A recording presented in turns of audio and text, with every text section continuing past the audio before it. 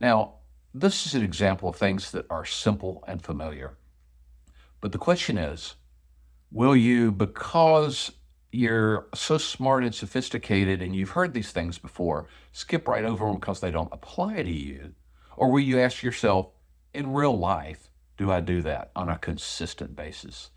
So, this concept of not just saying, hey, is that familiar and is that simple, but is this something that will help me in real life? And am I putting it in practice on a regular basis? Ask yourself over and over those questions as we go through this presentation.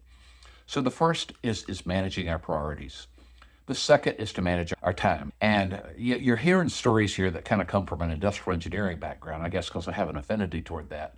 But there was a couple called Frank and Lillian Gilbreth. And early in the 20th century, they were the people who came up with a discipline that later became known as time and motion studies. And, in the 60s, 70s, and 80s, and, time and motion was what a lot of industrial engineers did. It's kind of boring to me, frankly.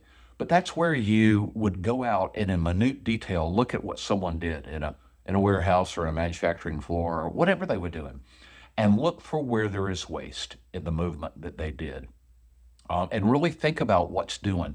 And they would actually do time and motion studies. This discipline later became ergonomics and human factors engineering, but it takes into account the interplay between us as people and what we're actually asked to do.